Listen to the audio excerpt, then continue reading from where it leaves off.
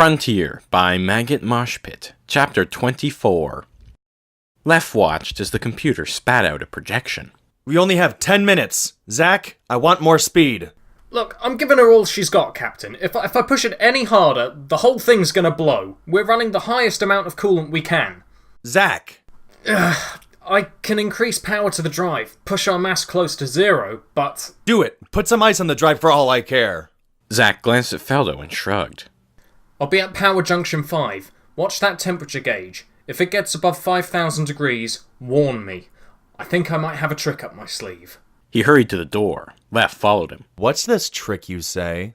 Feldo watched Lef's back as he exited the room. Did you eat a lemon or something? What? What's a lemon? Lena smiled nervously. It's a sour fruit. Feldo chuckled and watched the temperature inside the drive chamber rise steadily. I just don't like Lef right now. I can understand that. I still like him, though. Feldo sighed. He could have confided in us, especially in something like this. He kept it from us even though we could die. He did what he thought was right. I guess that's why I love him. He has a very firmly set moral compass. Firmly set, though where it's pointing might not be north, if you get what I'm saying. I'm sorry. I don't agree. Oh, don't apologize. I'm just annoyed is all. He called Zach's SCOM from his console. Zach, we're headed for an automatic shutdown soon. Temperature is 4,900. Alright. Feldo, I want you to open port 89. Feldo's eyes bulged, and he leaned into the microphone. What? You want to decompress engineering? Feldo could hear Zach chuckling. No better way to decrease temperature in the drive than to expose it to space. Lef's voice came on the comm. I've already okayed it, Feldo. Do it. Lef, once port 89's been blown, we can't repressurize engineering unless we get a repair team. Again. We're going to need a repair team anyway. Do it. That's an order. Feldo sighed and crouched down to remove a panel from his console. Under protest, Captain. He pulled the panel off and scanned the rows of switches. He flipped the one marked 89, and the ship rocked abruptly as the engine room and drive chamber was exposed to space. He stood up again. Lena, did that throw off our course at all? A little. Adjusting. Well, Zach, I hope you didn't have anything valuable sitting on any tables. I locked everything up as usual. But my favourite wrench was lying on the table. He heard an audible sniff. There was a thump, and Lef's voice came on the intercom. Feldo, what's our speed now? L 5.07. Feldo detected, and shared, the worry in Lef's voice. No H model has gone this fast. Peach, check the hull pressures. It's in the red, but not critical. Well, that bought us some time. Let's hope it's enough. Lef shut off the comm. Lena jumped at each creak the ship made, and the usual ambient noise was a higher-pitched whine. She held onto her seat tightly for the next 10 minutes. To think! Our pursuer ships are built to go faster than this on a regular basis. Yet we're barely holding together. Eep! There was a loud crack from the floor. Feldo walked over and put his ear to it, Lena anxiously watching from her chair. That's just the cooling pipe adjusting to the rapid changes in temperature. That was probably ice. Lef and Zach walked in. Oh, Peach, you... He saw the look of fear about her, remembering her inability to act well under pressure. He walked over and put a comforting arm around her shoulders. Everything is going to be fine. Famous last words, she said, even as she relaxed into him. Zach threw an arm around Feldo in an exaggerated manner. Everything is going to be fine, dearest. Oh, shut up.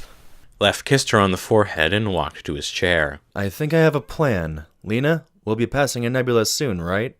Yes, but our power signature's too high to hide inside. Lef grinned. That's not what I had in mind. Sirlia sat in a crate, staring at the wall. Lef, leave it to you to give me the most boring job. Marcus sat bound loosely to a crate, the stun keeping him under. Suddenly, the ship began shaking, and Sirlia rolled her eyes. Well, here we go. She left Marcus behind and dashed for the cockpit. Lena was wrestling for the controls when she got there. Feldo and Zach were madly trying to stop what was happening on their consoles. Lef, our mass is increasing. We'll drop out of hyperspace soon. Lef glared into his console. Zach, there has to be a way to cut the beam. There was a bright flash of light. Lef, what's going on? There was a bright flash of light. Reading sublight speeds! They got us! Looks like the Solar Federation's caught us red-handed. Tony grinned and patted his chief engineer on the back. Good work. Now let's give the engine some downtime. The engineer beamed. Thank you, Commander. Tony climbed up to the main bridge and sat down. Hail them on main viewer. A holographic projection of Lef's face appeared before Tony. Hi, may I ask why you've dragged us out of hyperspace? We need to... Excuse me, but you disobeyed a direct order from me. Our man on board hasn't responded to us, and you appear to be pushing your engines past their limit. This charade has gone on too long. Lef smiled, and even though they were different races, Tony could detect worry on his face. Well, Commander, your man was involved in an accident. Apparently, he has a phobia of Atrians. He lost control and we had to stun him. He's fine. As for disobeying your orders, we don't answer to you and we happen to be behind schedule. You expect me to believe you almost blew yourselves up because you're behind schedule. Forgive me if I'm a bit skeptical. Okay, I will. Now let us go. With all due respect, we have you now. Nothing will stop us from... Sir! Atrian hyperspace signatures! The officer that was temporarily replacing Marcus stood. They're coming from direct front, and by the looks of their power output, I'd say it's 3 Tempest-class battlecruisers. General quarters! He hailed the New Vegas. Jim, assume attack pattern theta and prepare to engage. 3 flashes of light briefly blinded him, and the Atrian battlecruisers appeared around the frontier. Lef hailed the closest ship. You got my message. Listen. A jackal with piercing yellow eyes and an unreasonably clean uniform stared Lef down. Mr. Lef, is it? We shall handle this. No, you don't need to handle this. Just make sure they don't blast us out of the sky. Let them search the ship. The jackal narrowed his eyes. And why should I do that? Do you not have the cargo? Lef grinned. Well... Tony waited for them to make a move. He knew they would. Surprise tactics were the Atrian standard. He was puzzled when he received a hail. The jackal appeared on the holoscreen, smiling warmly. Greetings, Commander Tony. I am Captain Ronzo of the battlecruiser Darkwing. Fancy meeting you here. Tony was stunned. Fancy? He shouted. Gomez gave Tony a strange look. Commander. Sorry, Ronso, may I ask what 3 Atrian battlecruisers are doing around this ship we're about to search? Ronso's smile grew wider until his teeth were showing. We were in the vicinity and we wanted to observe the proceedings. Tony muted the audio and leaned over to Gomez. Sounds like a trap to me. Gomez raised an eyebrow. Well, Commander, in my opinion, they won't try anything. It could mean another war after all. What if that's what they want? There could be no weapons at all. Just a plot to get us out here and start the war over. Commander, may I remind you of our battleship movements? The ruse to get them into no-man's space in the first place? Tony nodded. Yes. But they could still be using this as a springboard. Gomez sighed. It is possible. Satisfied, Tony leaned back. Keep weapons charged. If they put a single pore out of place, I authorize the use of nuclear warheads. Gomez looked over in shock. Nuclear weapons were the mainstay of the Solar Federation's arsenal. Their destructive power rivaled the largest particle acceleration cannons. Not to mention, most warheads were shield-piercing. However, the radiation caused from a nuclear explosion prevented hyperspace travel for a wide radius, and caused terrible injury to anyone left alive on the target ship. Similar missiles were the reason the Solar Federation was able to keep the Atrians at bay during the war, as Atrians preferred not to use nuclear technology for environmental reasons. Sir, that's a civilian ship out there. It has no shields to speak of. Don't worry, Gomez. The threat alone will be enough to keep them in line. He switched the line back on, and Ronso jumped from his chair where he was waiting. Very well, you may observe. But any sudden moves and we will retaliate with all means necessary. Ronso shifted uncomfortably. I understand. He cut the line. Tony stood and tapped Gomez's shoulder. Grab the dock. Meet me and the security team in Shuttle Bay 4. Lef and Serlia waited at the airlock for Tony. Well, here we are again. He grinned. It's always such a pleasure. The airlock hissed, and in stepped the stone-faced commander, his first officer, and a wiry-looking man with gray hair, wearing a medical uniform. Lef stepped forward and extended a paw. I'm Lef, captain of... Tony and his team pushed past them, without as much as a word. Well, nice to meet you too, Commander. Tony stood with his men, a larger complement than the first time, in the center of the hall. Search every corner of the bay. Scan the walls, too. Tony finally acknowledged Lef's presence. Where is Marcus? Oh, he's in my room, asleep. Tony turned to the thin man. Doc, see to him. The man spoke in a heavy Polish accent. Yes, sir. Lef led him and one security officer to his room. The doctor hurried to Marcus's side and scanned him with a medical device Lef couldn't identify. Yes, he is fine. Stun blast to the chest, minor burns which have been treated with Itian gel. The doctor muttered to himself as he worked. Yes, he will not remember much from the incident. Lef, is it? Lef nodded. I'll wake him up. You should leave the room, Mr. Lef. Oh, yeah. He shuffled out. The doctor injected Marcus with something from his bag. He quickly opened his eyes and sat up abruptly, only to have the doctor push him back down. Wait! Doc! I have something very important to tell Tony. I just can't remember what it was. The doctor checked Marcus's pulse. Your blood pressure is a little high. Just take a second to breathe. Marcus sat calming himself for a few minutes, then he sat up again. What do you remember? I can't remember much. I remember I was in a cargo bay, surrounded by Atrians. I ran away from them in panic. After that, it's really fuzzy. I remember punching someone, then getting shot. The doctor nodded. Yes. That would seem to correlate with their story. It seems you lost control of yourself and got violent. You gave the left fellow a nasty bruise. I could see it through his fur. Marcus held the side of his head. Doc, give me something for the headache. I would, if it would help. Sorry. Marcus racked his brain, but still came back with fuzzy details. Had he really gone crazy and attacked some Atrians? It was certainly possible. He sighed. I made a fool of myself, Doc. Even after that white-furred one was so nice to me. I don't remember her name now. Don't worry about it. I would punch someone if they resembled a giant frog. Haha. Thanks, Doc.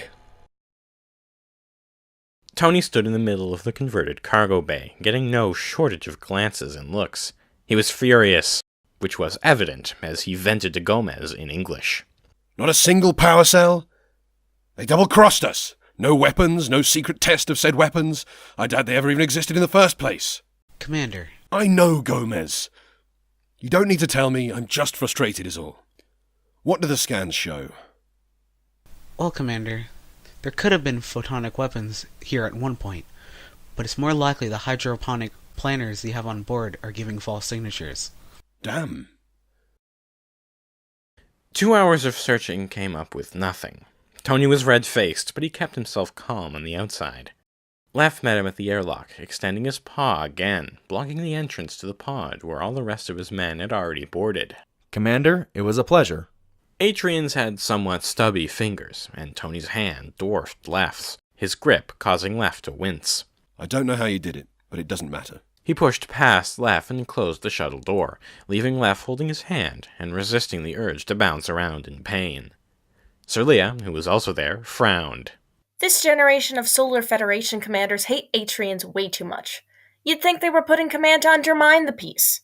I don't think this is over. Better get to the cockpit and warn Ronso.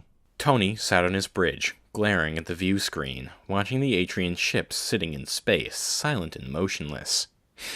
He knew they were up to something. Why would they come all this way and go through all this trouble for nothing? Something was afoot. Ferris. The weapons officer stood and saluted. Commander. When I give the word, I want you to fire the nuke. He hesitated, but only for a second. Aye, Commander. Gomez wiped sweat from his brow. He knew Tony could act rashly. Sir, I advise against this. Gomez, I've had to tell you not to worry multiple times today. As I will tell you now, I'll only fire if they do something first. We just have to wait. I know they want to start something. The commander of the New Vegas sat on his bridge, bored out of his mind. This is what I hate about being assigned to someone else. You do all the work. His second officer, Cynthia, yawned. I hear that. I mean, this situation is supposed to be tense, but I think they've got it, she said as she picked absent-mindedly at the leather on her chair. The comm officer stood and addressed them. Commander Tony instructs us to arm nukes and wait for a signal. Jim shot up straight. What?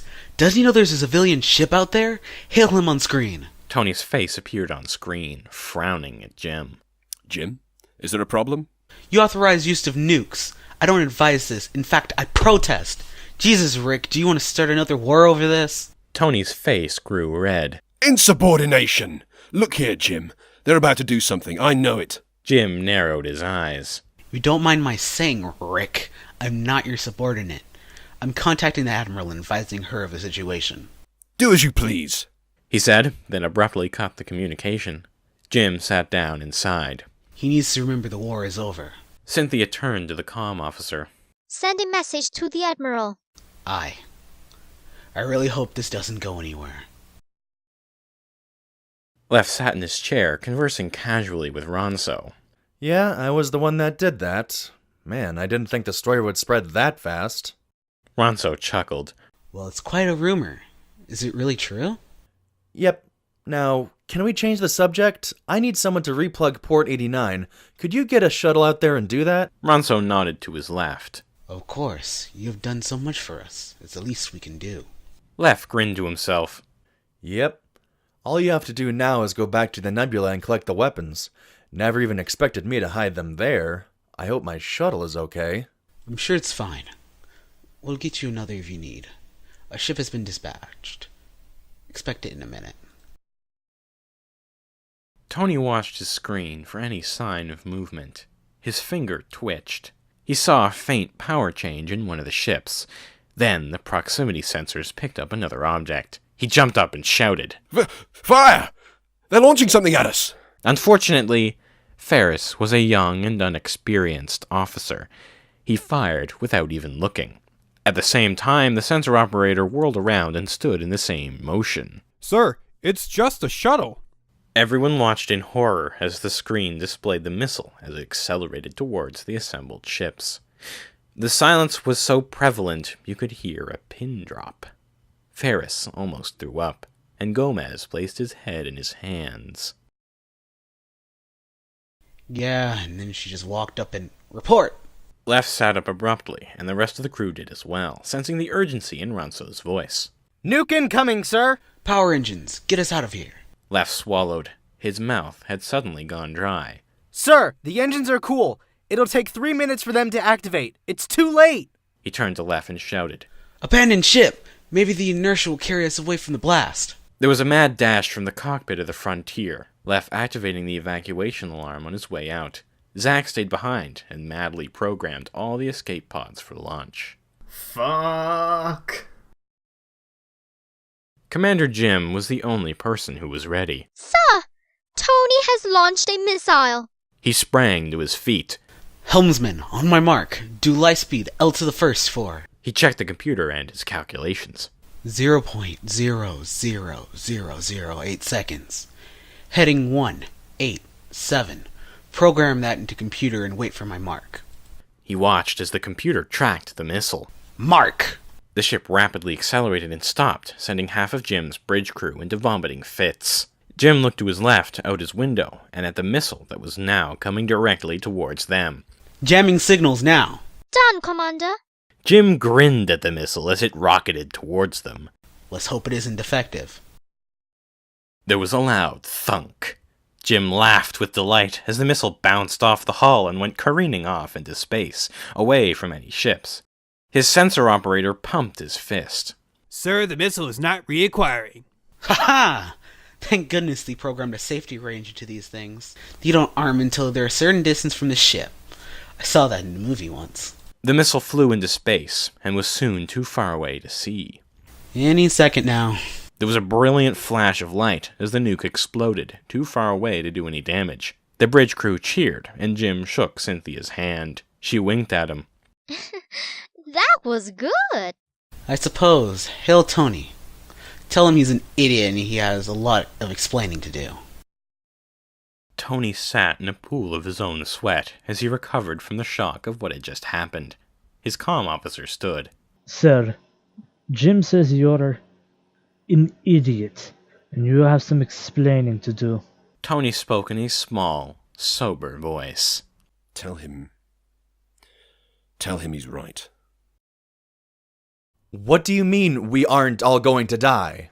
Zack grinned. Man, you should have been there. It was, so cool. The other Solar Federation ship deflected the missile. It exploded out in the asteroid field. They hailed us and said there'd be no more aggressive actions, too. Are you sure? Yeah, we're not about to die. Left turned to the confused-looking colonists in the escape pods. All right, good drill, everybody. Back to normal operations. There was a collective sigh of relief as all the colonists shuffled back out to their bay. Lena walked over to Lef, visibly shaken. Lef! We were so close to being obliterated! I know, Peach. We could have all died! I was so scared! And so are you! She smiled weakly. Lef gave her a quick kiss. A few months ago, you would have been crouching in a puddle of your own tears. She punched him and laughed. And you probably would have insisted on going down with the ship. I almost did, he said as they walked back to the cockpit. Sir Leia was answering a hail when they got back. Lef, it's Ronso. Ronso, what the hell happened? Ronso's uniform was filthy now. Well, apparently they accidentally fired a nuke at us. We're going to stick around and work this out. Lef tilted his head. You still haven't repaired our ship.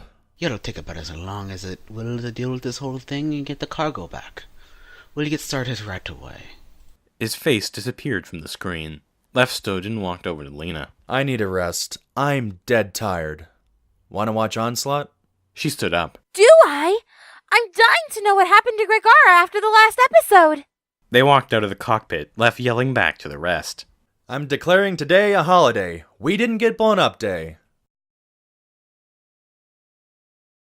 Marcus lay in his cabin, awake, even though it was midnight. He had a nagging feeling in the back of his mind. Why couldn't he remember the name of that nice Atrian? It wasn't Leah, but his mind seemed to go to that name when he tried to remember. His bedside computer blinked. A call from the bridge. He answered it. Sir, it's Ensign... Sir Leah! When the ensign said Sir, everything came back in a flood. Sir Leah's name, the photonic weapons, sharing his story, and being double-crossed. Sir, is something the matter? No. Nothing's wrong. Nothing at all.